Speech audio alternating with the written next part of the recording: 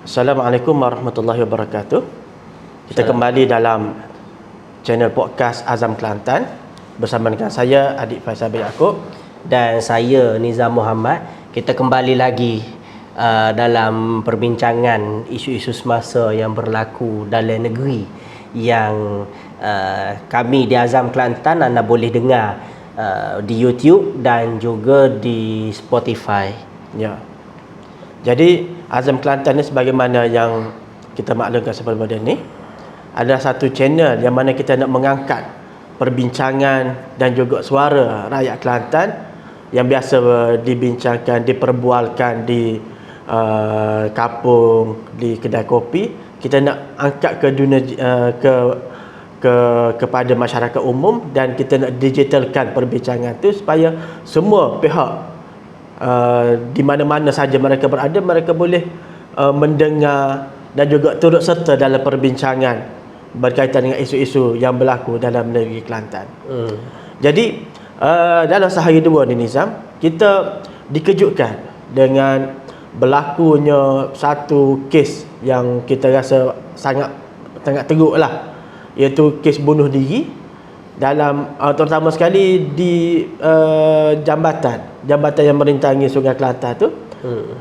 Ada setengah rakyat Kelantan ni dia rasa mungkin dia tertekan ke, dia mengalami masalah, jadi dia mengambil langkah mudah untuk dia menamatkan riwayat dia ataupun melepaskan diri daripada masalah tu dengan dia mengambil sikap membunuh diri dia sendiri.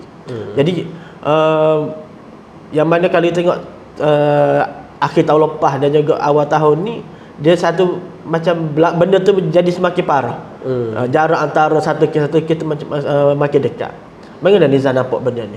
Dan sebenarnya dalam masyarakat Islam Melayu, boleh dikatakan across Nusantara, sebenarnya isu bunuh diri ialah satu benda yang bakal dianggap tabu, dianggap benda yang sesuatu yang pelik dan tidak boleh diterima masyarakat. Tapi dengan peningkatan kes yang dilaporkan, dan kalau kita boleh recap kembali cadangan daripada ketua ataupun daripada Jabatan Bomba Negeri Kelantan yang mencadangkan supaya diletakkan jaring ataupun gapo kau tak kisahlah pagar ke untuk nak mengelakkan daripada berlaku kematian. Dia menggambarkan yang bila kita sebut pasal Jabatan Bomba dan Penyelamat, dia jarang nak keluarkan kenyataan media sembrono.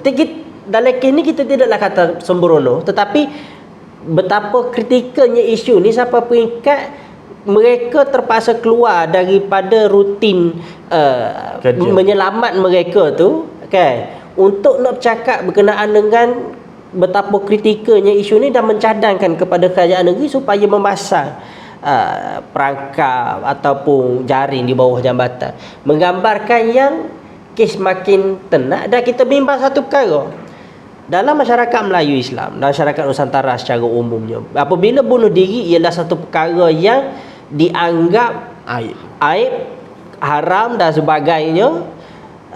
Tetapi dia mula berlarutan berlaku. Dia tidaklah kata sampai peringkat beratus-ratus, tapi apabila angka yang ditunjukkan tu meningkat, bahkan tadi sempatlah kita baca laporan daripada Bernama dan juga Astro Awani yang menyatakan sejak 2001 sehingga ke hari ini, kes yang melibatkan 7 jabatan bunuh diri ini yang direkodkan sebanyak 17 kes di Kelantan. Jadi angka tu dah kita bimbangnya apabila selesai masalah lah. Dia tak mikir akhirat esok-esok. Lalah kali bimbang takut dia jadi satu benda normal, satu perkara normal yang kata okey nak selesai masalah lopak 7 jabatan. Ya, macam saya sebut tadi, bukan saya nak kata statement, saya nak clarify lah, bukan kata statement Jabatan Bomba sembrono. Cuma saya nak kata Jabatan Bomba ni dia tak keluarkan nyata sembrono tanpa dia, kalau dia tak rasa benda tu kritikal. Dan di pihak dia hanya mencadangkan apa yang logik pada pandangan dia lah untuk menghalang tindakan tu daripada berlaku. Tapi sebenarnya untuk orang yang berniat dah ada dan dia bertekad nak bunuh diri ni, tak semestinya nak terjambatan. Dia boleh ya buat benda lain. Mungkin terjambatan tu rasa mudah dah, ataupun benda tu jadi satu rentetan berlaku selepas seorang buat, dia pun dia rasa dia pun nak ambil tindakan lagu tu juga. So hak tu lah kita takutnya. Bila dalam masa tahun 2023 ni sangat kerap lah berlaku, especially masa akhir tahun tu berlaku 1, 2 dalam tempoh yang masa dekat 2 bulan, sebulan tu. Jadi kita bimbang kalau tak ada tindakan yang lebih yang drastik. Bukan sekadar tindakan saja, tindakan tu kena drastik dan juga efektif diambil oleh pihak-pihak berwajib. Kita takut benda tu berlarutan, menyebabkan orang rasa apa, dia jadi minda bila dia tak sedar dah ni, dia nampak benda tu boleh buat, dia buat. Berjasa benda tu mudah untuk dia buat. Dan pada adik sendirilah, dia kita faham kata dengan kes yang meningkat naik, sudah pastilah kata ada punca dia, ada tu. Cuma orang bunuh diri dia, bila dia mati, mana dia nak main ayat kita apa dia bunuh diri. Okey, cumanya mungkin di pihak yang berautoriti lah, polis ke apa ke, maka dia boleh buat analisis kes tu. Cuma kita sebagai di peringkat rakyat-rakyat ni lah, okey, dengan status negeri Serambi Mekah dan jumlah bunuh diri yang berlaku, bila kita tengok kepada statistik yang dikutip tu bermula 2021, kita boleh anggap kata benda tu berlaku post normal, maksudnya pasca Covid, yang beransur pulih. Cumanya dari sudut pendapat adik sendirilah, kebarangkalian yang membawa kepada seseorang tu di Kelantan ni untuk nak bunuh diri terjun jabatan, apa faktor-faktor yang kita boleh pakai analisa sama-sama? Okey, saya pernah tengok satu rakaman video. Saya tengok bulan berapa, tapi tahun lepas lah, yang mana satu kes cubaan bunuh diri, mana orang ni dia dapat diselamatkan, seorang perempuan, saya rasa berbangsa Cina lah. Dia terjun. Jadi antara dalam rakaman tu, bila orang tanya sebab apa buat gini, sebutlah yang dia ni dia main jauh, dia daripada Kuala Kerai main ke Kota Baru. Mana kita kata pelik lah kalau tekanan, kenapa sampai jauh mari. Kau nak getok kau nak bunuh diri, getok dekat hak Kerai lagi dekat. Kena lagi dekat, tapi maksudnya tekanan tu menyebabkan dia jadi apa, tak tahu mana hala. Jadi tekanan dia orang niaga, dia berniaga dan dia menghadapi tekanan daripada gangguan daripada orang luar, dan dia tak tahu ke mana dia nak minta tolong. Kata minta tolong, orang tu tak boleh tolong, orang tu salahkan dia. Jadi masalah berlakunya bila seorang tu dihadapi tekanan ni, tekanan tak kisahlah daripada dia kegagalan dia dalam melakukan aktiviti perniagaan ke, ataupun kerja dia, ataupun dia gagal menjalankan tanggungjawab sebagai seorang ayah ke, seorang ibu ke, kegagalan dalam keluarga ke, perceraian ke, menyebabkan benda tu dia bertimpa-timpa. Yalah, kalau kita ambil dari satu sudut, benda tu sebagai usaha Islam, orang Islam ni kita anggap, kita diajar bahawa satu ujian tu memang Allah takdir, Allah nak uji keimanan dia. Tapi orang yang menghadapi tekanan ni, kerana dia lost dah benda tu, orang normal dia akan anggap gitu, sabarlah ni ujian. Tapi orang ditekan, dia tak nampak dia benda tu. Dia nampak orang lain tak boleh bantu dia, dan dia dapat satu cara hak tinggal pada dia adalah dia nak lari pada tekanan tu adalah dia tamatkan riwayat dia, supaya dia tak dapat fikir benda tu, biarlah orang lain uruskan. Jadi saya dapat dalam rakaman video tu, maksudnya baguslah orang yang selamatkan. Dia kata tak apalah Mek, kalau rasa tekanan mari jumpa dengan pok kita ada sokmo di wakaf, disebutlah wakaf tu, mana mari jumpa, mari kecek, mari becek, tak ada masalah, kita tak ditolong, kita dengar tak apa dah. Kerana benda di tekanan ni dia hanya perlukan orang untuk mendengar. Dia tidak dia walaupun tak boleh membantu, kalau dia sudi mendengar, dia dapat melepaskan tekanan tu dah. Jadi saya dapat antara punca adalah satu, sikap mungkin keprihatinan. Keprihatinan kita sendirilah terhadap orang-orang yang mungkin dekat dengan kita apa semua. Kadang kita gagal membaca, kita panggil body language.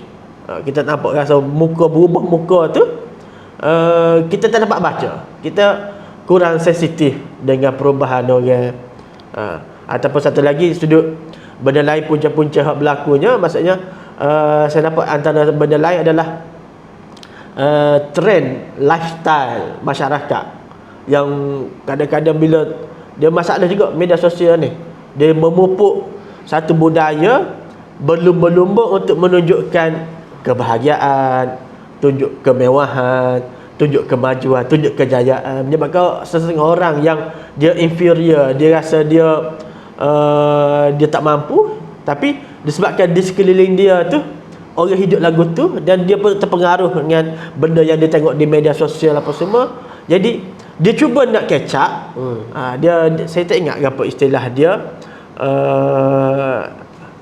Allah SWT tak ingat, tapi maksudnya dia cuba bimbang untuk nak mengejar. Bukan dia sindrom maksudnya dia bimbang dia ketinggalan. Ada istilah dia, saya tak ingat apa istilah dia tu. Maksudnya bila dia takut dia ketinggalan, dia cuba mengejar.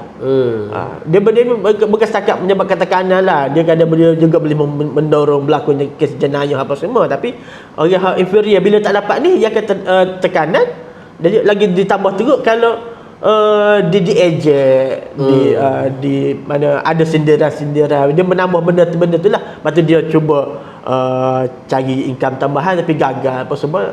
Jadi budaya masyarakat tu turut mempengaruhi berlakunya tekanan kepada setiap individu. Dan bila kita tengok macam ialah apabila seseorang itu berhadapan tekanan, betul dari sudut kempen yang dikeluarkan oleh Kementerian Kesihatan kata boleh pergi rujuk dekat pakar sekretari dan sebagainya, anggap kata benda tu ialah satu tindakan yang tidak menunjukkan orang itu pergi. Kalau di Kelantan, di Kota Baru ni kak, orang pergi baik 12 belum tentu gila. Ya, betul. Tapi masalahnya dengan persekitaran yang sudah engrave ataupun dia sudah tanam dalam minda seseorang itu stigma. Yes, seorang itu kalau dia pergi bagi 12, maksudnya dia ada masalah mental. Masalah mental ialah orang yang tak cukup sifat. Bila tak cukup sifat, maka kena kena dipelekeh dan sebagainya. Maka apabila stigma dalam masyarakat yang dah sebegitu rupa, maka orang yang berhadapan dengan tekanan ni, dia tak akan pergi dah. Dia tak akan pergi sebab dia tahu kalau dia pergi, orang tahu, teruk dia lagi kena kecam. Padahal dia hanya sekadar nak mendapatkan rawatan diri dia saja. Dapat khidmat profesional. Dan sebenarnya saya sendiri beberapa hari lepas sempat baca fenomena yang berlaku dalam kalangan khususnya orang yang umur 30 tahun ke bawah lah, iaitu smiling depression. The smiling depression ni ialah orang yang berhadapan dengan depresi, tekanan, tetapi wajah dia penuh dengan senyum, tak ada gapo, tak menzahirkan yang dia berada dalam keadaan tekanan. Dan satu benda yang kita semua kena akui ialah ada kalanya tekanan yang dihadapi oleh seseorang itu berbentuk berbentuk genetik, mungkin berbentuk ketidakseimbangan kimia dalam badan. Kalau sebut kimia ni lama orang ingat si pipak 33, 443 lah gapo. Dia bukan cerita pasal hanya sekadar pengambilan ataupun penyalahgunaan dadah, tetapi kerana physically dia tu walaupun dia tidak pernah mengambil, tetapi ada ketidakseimbangan dalam tu, hormon ke dan sebagainya. Dia banyak punca. Cumanya apabila ditampilkan sudut pandang bahawa kalau pergi hospital gila ni, kalau pergi baik 12, kalau pergi hospital, pergi ward sekretari, dia kata okey gila tak cukup sifat.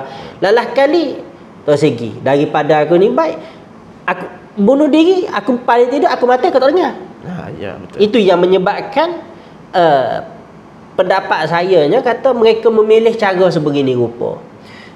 Cumanya bila kita tengok kepada statistik lah kan, yang menyebabkan macam kita sebut tadi 17 kes daripada 2021 dalam masa 3 tahun. Dalam masa 3 tahun, dan pihak bomba mencadangkan diletakkan jaring dan sebagainya. Apa respon pemerintah negeri berkenaan dengan isu ini yang mungkin adik boleh recap sikit untuk kita pergi kepada perbincangan yang mungkin lebih jauh. Okey. Setakat ni, mana yang kita nampak tindakan di pihak negeri Kelantan ni, pihak kerajaan negeri ni, saya rasa sangat sedikit lah. Sekadar yang kita nampak setakat ni adalah kerajaan negeri baru-baru ni menganjurkan solat hajat di Jambatan Tendung yang mana atas alasan kalau ikut kenyataan daripada Yang Amat Berhormat Menteri Besar tu, sebab apa dibuat solat hajat di Jambatan Tendung adalah kerana di situ berlakunya kes bunuh diri. Mungkin dia merujuk pada kes yang terbaru lah. Padahal kalau ikut dari statistik, yang paling banyak berlaku kes bunuh diri adalah di Jabatan Sultan Yahya Petra yang menghubungkan antara Kota Baru dengan Pasir Pekan tu. Tapi dia buat di sana, mungkin bagi dia ambil kes terbaru lah. Kalau ambil kes statistik, mungkin lah sebab benda tu baru berlaku dan mungkin panas-panas lagi dalam ingatan rakyat, jadi buat situ. Okey. Cuma dari benda lainnya, kita tak nampak satu langkah ataupun cadangan yang benda nak dibuat yang lebih, kita rasa bagi sayanya yang lebih efektif, yang boleh merawat punca. Dan dalam kenyataan Yang Amat Berhormat Menteri Besar pun tidak disebut apa punca-punca menyebabkan rakyat Kelantan mengambil tindakan lagu tu. Maksud adakah Menteri Besar ni dia tidak cuba mengambil maklumat daripada pegawai-pegawai di bawah, tak merujuk kepada jabatan-jabatan daripada polis ke hak kesihatan. Mestilah polis ada kertas kesihatan, pergi cek ahli keluarga apa semua, tahu motif berlakunya benda ni mesti ada. Tapi bila tak disebut oleh Yang Amat Berhormat, jadi kita rasa macam saya tak ambil maklumat tu, ataupun bagi dia kita tak tahu. Saya tak naklah buat jagaan bahawa dia tidak sensitif atau tidak concern, tapi sepatutnya dia boleh buat lebih pada tu. Boleh respon lebih daripada tu. Kalau tidak ada cadangan yang lebih konkret, mungkin lebih boleh ceritakan apa yang berlaku daripada data-data ada, sebab apa mereka ni mengambil tindakan ini, supaya masyarakat aware bahawa ni punca-punca mengapa ada individu yang mengambil tindakan untuk bunuh diri. Sebab kadang kita tak tahu. Saya sendiri pun kita tak ada akses.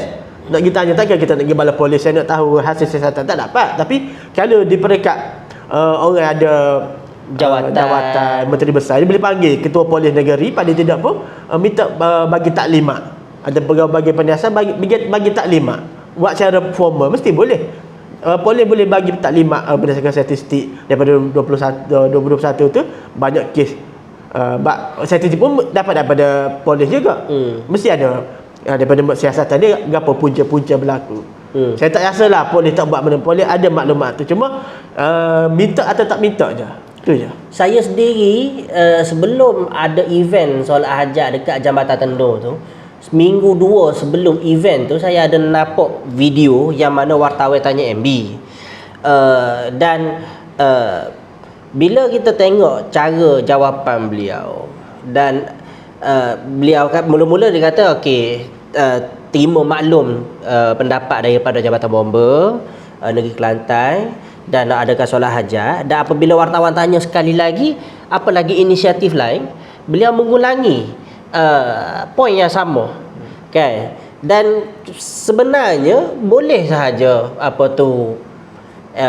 Yang Amat Berhormat MB kita bagi tahu, kata okey akan bekerjasama ataupun menggerakkan jawatan kuasa khas untuk kajian ke, macam Adib sebut tadi, adakah pertemuan dengan polis dan sebagainya untuk nak mengkaji punca bunuh diri dan sebagainya. Dan macam tadi Adib sebut, nak ambil semangat recent case lah, kan. Jadi kita go on deep detail sikit tentang 17 kes tu apa yang berlaku. Setakat ni saya petik daripada apa yang disebutkan oleh Awani, 9 kes di Jabatan Sultan Yahya Petra, 4 kes di Jabatan Tendung, dan ada juga dilaporkan kata berlaku dekat Jabatan Sala, Getok Pok Nikloh, ada juga di Tok Bali, dan ada satu lagi tempat yang dilaporkan kes terjun jabatan, lompat jabatan ni ialah di Wakaf King. Wakaf King ni di Tupak. Oh, di Tupak. Cumanya macam kalau ambil logik, sepatutnya ambillah tempat yang frequent case kau kalau nak buat solat hajat dan sebagainya. Cuma mungkin justifikasi di pihak kerajaan negeri kata ambil yang recent case ataupun case yang terkini. Tu satu. Yang keduanya, bila kita tempoh seminggu dua sebelum tu, kan, boleh je macam kita sebut tadi, gerakan dan juga ada pertemuan. Setakat ni saya pergi stok Facebook MB lah. Sebelum solat hajat dalam seminggu tu, saya saya boleh quote and unquote yang belum lagi ada pertemuan antara MB dengan Ketua Polis Negeri. Cuma kalau kata siapa ada tu, mungkin boleh komen lah, kukut tengok ada pertemuannya begini-begini dan sebagainya. Boleh jadi ya, boleh jadi tidak. Cuma setakat saya makan saya tak ada. Dia banyak lagi selain pada Polis Negeri, kerajaan MB lah, terutama sekali selagu kita kata kepala atau ketua kerajaan ni, dia boleh juga tunjuk. Kalau tak selain pada polis, dia boleh ambil dengan pihak Jabatan Kesihatan berapa statistik orang yang mengalami tekanan perasaan yang boleh kita kata boleh membawa kepada cubaan untuk mencederakan diri ataupun membunuh diri. Saya rasa di pihak Jabatan Kesihatan, terutama sekali jabatan sekretari ini, dia memang boleh nilai dah seorang tu, kecenderungan orang tu dengan masalah dia hadapi dengan penceritaan dia ni, apa tindakan yang mungkin dia boleh buat, yang mungkin dia akan buat berdasarkan statistik dia. Jadi benda-benda tu adalah maklumat-maklumat yang perlu diambil tahu dan diperjelaskan ataupun diambil tindakan dari statistik lah. Macam saya setuju dengan cadangan Nizam, dan patutnya kerajaan negeri kalau lah MB dia mungkin dia sibuk dengan benda lain, dia boleh buat taswah jawatankuasa sebab benda ni kritikal. Biasa kita sampai tahap blok jalan, ambil satu hari buat soal hajat ni, kita rasa benda tu ada satu yang kerajaan negeri pandang kritikal dan perlu buat tindakan segera. Jadi kerajaan MB kalau tak boleh buat pun, dia boleh bentuk jawatankuasa bagi kepada mana-mana TMB ke ataupun timbalan dia, ataupun bagi pada Exco mana-mana untuk ketua jawatankuasa ni buat satu kajian dan cadangan langkah penyelesaian, baru bentang balik pada pihak majlis Exco gapo hak kena buat. Kau kan buat ambil tindakan lagu tu. Bukanlah sekadar okey mana law kita kata istilah dia kan, management by law. Maksudnya pengurusan tu dengan law masing-masing. Lepas kita salat ajak ni, okey, masing buat kerja masing-masing. Kita harapkan tak ada dah berlaku. Dia tak boleh, bagi saya dia tak boleh macam tu. Maksudnya kalau kita anggap benda serius, kita nak ambil tindakan. Bentuk jawatankuasa, kaji dan bagi cadangan, letak time frame 30 hari. Mesti keluar, mesti come out dengan solution apa nak kena buat. Tak cukup sekadar nak buat apa? Nak buat jaring, nak buat pukat. Sebab berdasarkan statistik kita tengok, bukan satu jambatan yang berlaku, banyak jambatan. Kalau kata semua jambatan nak letak pukat, berapa dah kos nak keluar? Kata letak satu pukat tu, kalau habis 100,000. Ada 10 jambatan, habis dah 1 juta. Kerajaan negeri ada ke duit nak keluar 1 juta? Saya tak fikir tak ada duit benda tu. Dan keluarkan sesuatu yang mungkin tidak ada nilai pulangan. Yalah, mungkin ada nilai pulangan dari sudut dapat menyelamatkan nyawa dan sebagainya. Tetapi untuk nak mengeluarkan, dan sebenarnya pemasangan pukat ni, saya ada tengoklah satu dokumentari even dekat Jabatan Golden Gate dekat US sekalipun yang mencatat jumlah kematian bunuh diri yang tinggi di US, tak ada pula pasal jaring kau dan sebagainya. Tapi sebaliknya dia mempromosikan kata boleh orang yang nak membunuh diri tu dia ada solution lain sebagai pilihan untuk nak ni. Baik, dalam konteks sekarang, sekarang kita sebut pasal kerajaan dan sebagainya lah, kerajaan negeri. Cuma sekuat mana pun kerajaan negeri, untuk menentukan kerajaan negeri itu kuat, maka dia kena ada juga satu pembangkang yang kuat untuk nak memberi sumbasaran dan sebagainya.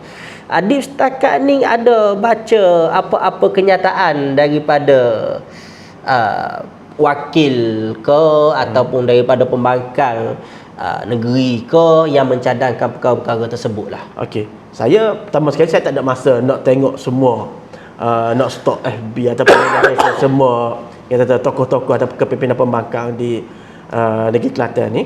Jadi langkah saya ambil, kita hanya rujuk pada media yang berautoriti, media massa.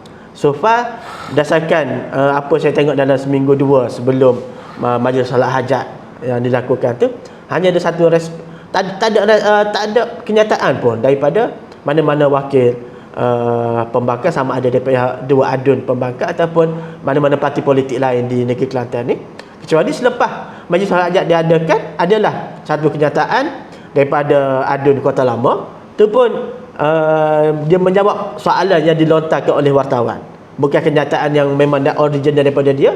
Dia hanya respon kepada soalan wartawan, menyatakan mana menyebut punca kes bunuh diri adalah sudut dari segi masalah kos sara hidup, masalah sosial, tekanan dan sebagainya lah. Jadi itu pun saya tak nampak satu keluar cadangan penyelesaian yang efektif daripada beliau juga. Jadi bagi saya sangat agak kecewa lah dikala kita kata kerajaan negeri Kelantan kadang-kadang dimomokkan dengan kepimpinan yang lemah, tidak efektif, tapi pihak pembangkang pun sama telah juga. 2 kali 5 sahaja dengan pihak kerajaan. Jadi kita sebagai rakyat ni kita nak harap, nak menggata harap bagaimana kalau kerajaan lemah dan pembangkang lemah, adakah kita kena buat parti politik baru ke macam mana? Saya sendiri pun rasa macam untuk nak memastikan diskusi di peringkat rakyat ataupun diskusi isu rakyat tu jadi subur dan mekar, pada saya masih lagi belum perlu kepada ada parti politik baru. Tetapi peliknya, sebesar-besar bumi Kelantan Darul Naim dan juga rakyatnya yang berpuluh juta, tetapi kita tidak mampu untuk nak menemukan respon yang konstruktif daripada luar. Di waktu event solat hajat berlangsung, saya sendiri pada waktu tu ada masalah kesihatan dan tu, tapi saya mengambil langkah untuk perhati, dan apabila saya perhati dan melihat kata tidak ada respon yang boleh membina ataupun sebuah cadangan yang boleh membina penyelesaian kepada masalah itu, maka selepas tu barulah saya take action. Itu saya terpandang satu kenyataan media daripada Nizam mewakili ABIM yang ada cadangan untuk kerajaan negeri ambil tindakan macam mana untuk selesaikan benda ni. Mungkin Nizam nak elaborate sikit. Okey, baik. Waktu tu saya ada membuat pembacaan dan juga mengkaji struktur apa yang ada dekat dalam negeri. Maka melalui ABIM Negeri Kelantan, kami mencadangkan supaya kerajaan negeri bekerjasama dengan Majlis Agama Islam dan Adat Istiadat Melayu Kelantan ataupun MAIK untuk mewujudkan sudut kaunseling di masjid-masjid, di mukim-mukim di seluruh negeri Kelantan. Sebab macam tadi kita sebut pasal kalau pergi baret 12 orang kata gila. Tapi kalau macam contoh ada sudut kaunseling dengan kita menempatkan kaunselor dan pakar psikologis, ataupun mungkin juga boleh groom para imam dan juga jawatankuasa masjid untuk ada kemahiran tu bekerja dengan SOP yang betul, seperti mana SOP konsultansi yang tepat, maka menyebabkan masjid menjadi safe zone untuk orang yang berhadapan dengan tekanan kehidupan, tekanan depresi dan sebagainya, untuk pergi mendapatkan khidmat nasihat yang sepatutnya untuk nak mengelakkan diri mereka mengambil keputusan untuk bunuh diri dan sebagainya. Kita maklum bahawa MAIK yang berautoriti dengan masjid-masjid mukim. Ya, betul. Dan kerana itulah kita mahukan supaya masjid mukim ini dapat berfungsi bukan hanya sekadar tempat orang pergi sembahyang. Apabila kita sebut masjid sebagai tempat untuk mengikat spiritual ataupun memperbaharui keadaan emosi supaya stabil dan sebagainya, Dia bukan hanya sekadar orang tu hanya bermunajat. Yes, bermunajat tu ialah Tuhan duk sebut wa qala rabbukum ud'uni astajib lakum. Doalah pada aku makbulkan. Itu satu hal. Tapi bila kita tengok langkah yang diambil oleh pihak kerajaan negeri, yang mana terus kalau pemikiran struktur orang Islam Muslim kita ni ialah kita berusaha dulu, doa tawakal. Tapi apabila pergi kepada berusaha tu tak nampak sangat terus pergi kepada berdoa dan tawakal, maka dia satu action yang sebenarnya lakah bendu. Satu action yang tidak mengikut struktur yang sepatutnya. Dan kerana itulah kita mencadangkan supaya masjid ni dijadikan tempat untuk mereka healing. Dan saya sendiri pun berada di Lembah Kelang, di beberapa negeri, dia ada sudut kaunseling dan diuruskan secara profesional ikut SOP yang sepatutnya. Tapi setakat ni sama ada di masjid saya tak nampak lagi lah. Tak tahulah, mungkin sudut kaunseling tu ada di Masjid Negeri Kelantan. Kalau ada boleh drop komen. Kalau ada mungkin boleh mention. Tapi saya boleh katakan ada pun agak sedikit. Apa kata kalau boleh disegerakan agenda ni, sebab macam adik sebut tadi, walaupun dia Cina, tapi dia mari daripada Kerat nak mari lompat di Kota Baru. Kan? Dan sekiranya idea ini boleh diambil oleh rumah ibadat agama lain. Cuma dari sudut good governance ataupun dari sudut pemerintahan negeri, maka kita lebih sarankan langkah tersebut. Dan sebenarnya ramai je mahasiswa dalam bidang psikologis, kaunseling dan sebagainya, kan? Kalau merasakan bahawa manpower tu tidak cukup untuk nak menampung keperluan di masjid-masjid ni, kerajaan negeri boleh berbincang dengan MAIK supaya diwujudkan konsep derma siswa, beasiswa untuk nak menggalakkan mereka ni ada penempatan. Dan sekiranya SOP tak ada, kerajaan negeri boleh kerjasama dengan kerajaan persekutuan secara government to government, kerajaan dengan kerajaan, untuk adakan training of trainers ke, untuk mewujudkan perkara yang kita sebutkan tadi. Dan saya tidak meletakkan harapan tinggi untuk kata 2024 ni 100% masjid mukim di Kelantan ada. Bahkan ketika saya ditemu ramah oleh Berita Al-Hijrah, saya ada bagi tahu kata expectation saya paling tidak kalau kerajaan negeri boleh set kata dalam 25% daripada masjid mukim seluruh Kelantan boleh ada pusat kaunseling, itu pun sudah memadai. Betul. Untuk nak memudahkan akses rakyat kepada kesihatan mental yang seimbang. Itulah setakat ni yang pihak kami respon lah. Lama orang kata ni podcast Habim ke dah ni bukan podcast Habim, tapi kita kata kebetulan dan kita rasa macam ini tanggungjawab sosial yang kita kena buat untuk nak mewujudkan satu cadangan baru. Sebab daripada tempoh macam saya sebut kata, saya tengok interview MB dengan media yang kata nak buat solat hajat tu dah berminggu, dan kita perhati lama, dan kita mengharapkan pihak-pihak yang boleh dikatakan stakeholders yang direct, kerajaannya, pembangkangnya, boleh dikatakan sebenarnya respon saya tu respon yang terlewat dah. Dia selain pada Abim, ada tak NGO lah yang bagi respon pasal ni? Waktu yang kita buat rakaman ni, saya mungkin boleh sebut lah, kita buat rakaman ni 8 hari bulan 2. Solat hajat 6 hari bulan 2. Kenyataan media Abim tu 7. 6 hari bulan juga. Solat 5 hari bulan.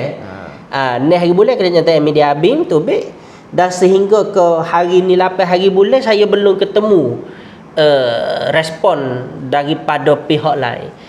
Dan sebenarnya apabila kami respon dengan cadangan untuk wujudkan pusat kaunseling di masjid, kami sendiri mengaku kata still not the best solution yet. Betul. Kerana mungkin ada masalah sosioekonomi dan sebagainya. Sebab kita kata secara indirectnya ada yang tu, dan kita menanti cadangan yang lebih baik supaya sebab kita dah sama-sama belajar. Boleh jadi ada cadangan yang lebih baik yang kita boleh sama-sama perhalusi. Respon daripada KJL adakah? respon balas setakat ini belum ada. Tapi kalau kata respon daripada ABIM di negeri lain yang melihat kepada cadangan tersebut, almost positif. Sebabnya kita menceritakan perkara yang tak ada. Dan sebenarnya cadangan ni bukan benda baru. Dan saya pun tak claim kata saya first person yang bersuara isu ni. Orang lain cuma apa kita ambil apa yang dilakukan di luar untuk nak rapatkan jurang tu. Dan kita kata kita cadangkan di negeri ni. Okey. Saya nak pick up balik idea tadi. Sebab tak ada orang lain, sebab kajian tak respon, saya respon balas lah. Jadi idea tu kita dapat boleh mengurangkan masalah stigma bahawa bila pergi ke hospital ni pergi dapat sekretari lah, terutamanya ada masalah mental, sakit. Oh gila lah, maksud istilah panggil kan, gila lah kita. Jadi orang takut benda tu. Jadi bila buat di masjid baguslah, cuma dia akan berlaku juga mungkin cadangan untuk kemah balik idea tu adalah dia jadi dia tak boleh buat di mana orang tu kita tak galakkan dia pergi masjid kampung dia sendiri. Bila tahu hari Isnin ada buka kaunter kaunseling ataupun bilik kaunseling buka, dia pergi, orang kenal. Jadi kita kena galakkan bila kalau benda dia jadi, orang tu pergi ke masjid di bukit lain, tempat orang tak kenal, supaya dia boleh mengurangkan risiko dia tu. Kadang setengah orang ni dia takut, dia tak nak, dia mengalami tekanan, dia rasa ada keinginan untuk bunuh diri, tapi dia tak nak orang tahu. Jadi sebab tu tak ada orang siapa tahu, tiba-tiba tak tahu terjun dah. Tak ada orang tahu bahawa dia pernah berniat lagu tu. Jadi dia pun memang tak nak orang tahu. Jadi dia boleh ambil benda tu, kita boleh galakkan kalau benda dia jadi, dia pergi ke tempat lain, daerah lain. Dia asal kata baru pergi ke masjid baca untuk dapat khidmat kaunseling. Sebab kita ambil seperti yang disebut tadi, kes yang cubaan membunuh diri, orang daripada Kerem mari lopak di Kota Baru. Kalau dia boleh buat perkara yang sama, dia boleh dapatkan khidmat nasihat dengan cara yang sama. Mungkin dia tak pergi masjid berdekatan dengan dia, betul juga tu. Okey, itu yang pertama, stigma tu. Keduanya, sudut biasa kajian negeri ni, kajian di Kelantan lah. Kalau bila bercakap tentang idea baru semua, antara constraint utama dia, kekangan utama adalah duit. Macam-mana kita tahu kajian negeri ni, kajian Kelantan ni memang tak banyak pendapatan, tak banyak pendapatan dia. Jadi bila melibatkan benda kena keluar duit, memang payahlah. Jadi tapi kita tak kata idea tak boleh buat, boleh buat. Di Kelantan ni banyak. Saya rasa boleh buat kerjasama dengan pertubuhan NGO yang base medical. Kadang-kadang dia tidak memerlukan seorang pakar sekretari untuk memulakan perbualan mendengar. Dia cukup hanya seorang doktor biasa. Doktor ni dia ada kita panggil apa, prinsip dia bahawa dia kena merahsiakan benda-benda masalah pasien dia, masalah pesakit dia. Jadi atas prinsip tu, saya rasa mana-mana doktor yang terlatih boleh mendengar, boleh mencatat dan bagi bagi catatan tentang masalah itu kepada orang yang lebih pakar, untuk dicadangkan apa solusi dia. Sebab jadi maksudnya tidak memerlukan untuk kajian negeri cari kumpulkan pakar sekretari tempatkan dia jadi masalah. Jadi kalau tak ada, kita kata tak ada bajet, boleh buat satu inisiatif dengan kerjasama NGO, ada jadual, letak doktor untuk mendengar masalah, dan jadi lepas tu baru cari solution dia. Sementara tunggu establishnya betul-betul kaunter, jaga pegawai, kita kata yang berjabatan tetap dan sebagainya, itu mungkin ambil masa. Tapi sebab benda ni kritikal dan memerlukan penyelesaian segera, jadi boleh buat kerjasama dengan NGO. Kerana itu di hujung kenyataan media yang penuh tu, kita mencadangkan supaya kajian negeri boleh bekerjasama secara G2G dengan Kementerian Kesihatan dan sebagainya, paling tidak untuk memulakan pilot project dan sambil untuk nak menanti peruntukan ke apa dan sebagainya. Cumanya macam kita sebutkan di peringkat awal, kerajaan negeri boleh mengambil langkah untuk berundur seketika, wujudkan task force dan sebagainya. Dia sama juga.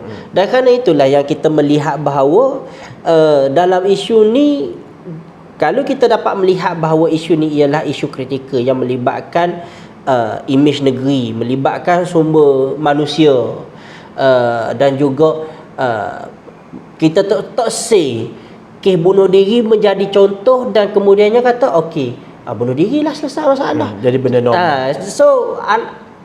Sekiranya perlu kepada pelaburan tertentu untuk nak memastikan kes ini semakin reda dan juga penelitian yang lebih terperinci, maka digalakkan untuk diteruskan kajian secara mendalam. Cumanya kita nak melihat kata ada garis masa, ada tindakan yang sesuai untuk nak memastikan isu lopak retak bunuh diri ni dapat dibendung. Kau lagu mana? Betul dah tu. Jadi kita bukanlah nak tengok benda tu selesai dalam masa yang cepat, tapi kita nak tengok ada tindakan, ada cadangan dikeluarkan oleh pihak-pihak yang berkenaan lah pasal benda ni. Itulah kita tengok kepada discussion kita, lama juga kita nak berbincang. Dan sebenarnya kita pun nak mengelak lah, tak sangat-sangat berlaku keadaan yang macam ni. Dan dia melibatkan, macam kita sebut tadi, melibatkan imej negeri dan sebagainya. Tapi kami juga di Azam Kelantan, kita pun nak dengar, sebab dah beberapa episod kita dua je kecek. Dan kita mengalu-alukan sebarang komen dan juga mungkin cadangan penyelesaian yang mungkin lebih baik daripada kami. Sebab kita kata daripada episod mula-mula, first and foremost, kita bukan pemilik negeri, kita bukan pemilik mutlak negeri ni. Jadi dan juga kita bukan pemilik mutlak idea ni. Jadi sekiranya ada cadangan yang mungkin kita akan pilih dan juga suarakan dekat sini, menjadi ruang daripada hok duduk kecek kedai kopi, kita hanya ambil kat benda hok duduk kecek kedai kopi, kita digitalkan sahaja. Ada komen, drop. Ataupun mungkinlah buat konten untuk ulas apa yang kami ulas ni, letaklah hashtag Azam Kelantan, nanti kita pergi carilah, kita tengok kalau ada respon anda yang ni, kita boleh utarakan bersama-sama, kita boleh bincang, saya setakat ni itu sahaja mungkin conclusion daripada adik. Jadi kita kena pandang serius tentang tragedi ni, sampai bila kita tengok dia punya kekerapan tu semakin meningkat, dia juga selama masa berlaku satu kes tu sangat dekat. Jadi kena pandang serius benda ni dan kena take action lah, kena ambil tindakan. Kita sebagai di pihak rakyat kena ambil tindakan selaku rakyat, mana pertama sekalinya kena separate, mana kena sebarkan awareness, kita panggil apa awareness ni? Kesedaran bahawa pertama sekalinya bunuh diri bukanlah langkah yang terbaik untuk menyelesaikan masalah, dan kadang-kadang dia menimbulkan lebih banyak masalah yang terpaksa dipikul oleh orang lain. Keduanya, kita kena ambil cakna terhadap adik-beradik kita, pasangan suami isteri kita, anak-anak kita, ibu bapa kita, masyarakat di keliling kita, sahabat handal dan sebagainya. Kena tengok jika berlaku satu tindakan yang di luar sifat semula jadi dia. Biasanya dia ni jenis ramah, jenis banyak kecek, tiba-tiba berubah jadi pendiam. Biasa kalau kita ajak keluar minum kopi pun laju, tiba-tiba payah apa semua, mungkin kita boleh tanya khabar, guana demo sihat ke, ada masalah ke. Kalau dia orang bisnes, dengar lagu mana. Kalau dia orang kerja, biar ke tempat kerja. Kadang seorang ni dia susah nak meluahkan perasaan dia, kecuali ada orang yang congkeh, yang cokeh benda tu daripada dia, barulah dia nak bersuara, barulah rupanya dia ada masalah, rupanya dia balah, rupanya dia ditekan, rupanya dia dibuli. Kalau kita tak tanya, tak ambil tindakan, tak ada inisiatif untuk bertanya, dia tak akan cerita benda tu. Kadang soalan yang inisiatif satu hal, tapi soalan yang betul pun diperlukan juga. Dan juga seterusnya tak boleh buat judgement kita kata yang tidak matang. Itulah demo. Tekanan demo jauh. Demo jaga sangat pergi solat jemaah. Demo jauh pada Allah. Kita tak boleh buat judgement macam tu. Berarti kita kena encourage dia sepatutnya. Oh, gini tak apa. Demo ceritakan weh. Dia menceritakan biar kawan tak sedar, kawan mungkin kawan ada boleh ada cadangan bila saya mana tahu cerita dulu masalah gapo. Kawan bukan nega, kawan tak pandai buat nega, tapi dia mau cerita mana tahu kawan ada saya boleh tolong. Apa tu kita nak buka dia supaya dia bercerita pada kita. Kita jadi ibarat baca span. Kita menyerap masalah dia tu, tapi satu hal juga kita kena pandai lah juga. Kita jangan serap belaka, kita kena pandai juga untuk melepaskan, untuk menyalurkan cara dia kan. Kita cara lah, kita kadang-kadang benda ni bukan gosip.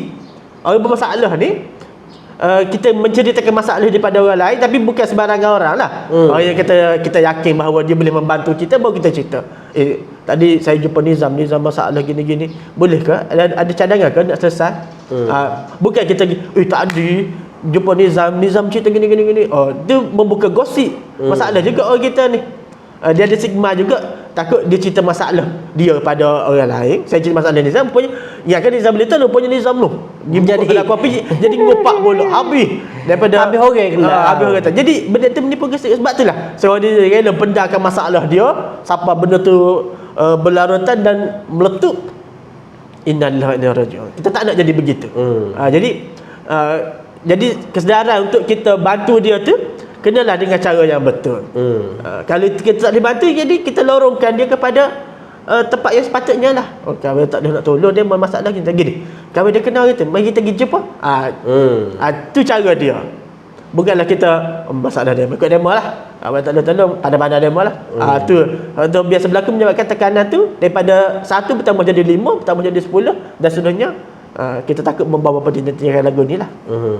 Okey, baik. So satu penggulungan yang saya kira sudah cukup, dan mungkin tambah sikit, maksudnya kita nak melihat ikhtiar yang lebih daripada pembesar-pembesar negeri untuk nak mengurangkan isu ni lah. Jadi itu sahaja daripada saya.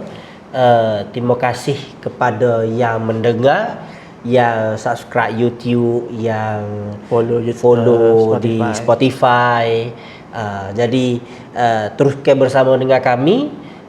Kalau kata ada sumbangan macam saya sebut tadi, anda boleh komen di platform anda, tapi jangan lupa letaklah #Azam Kelantan supaya kami boleh trace pendapat anda tu datang kerana kami, dan pendapat anda tu sangat penting untuk kita dapat meneruskan agenda pemikir Azam Kelantan untuk nak membentuk sebuah azam ke arah negeri Kelantan yang lebih baik.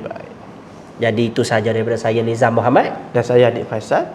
Jumpa dan dengarkan episod pada masa yang akan datang. Sekian saja. Hadza wabillahi taufik. Assalamualaikum warahmatullahi wabarakatuh.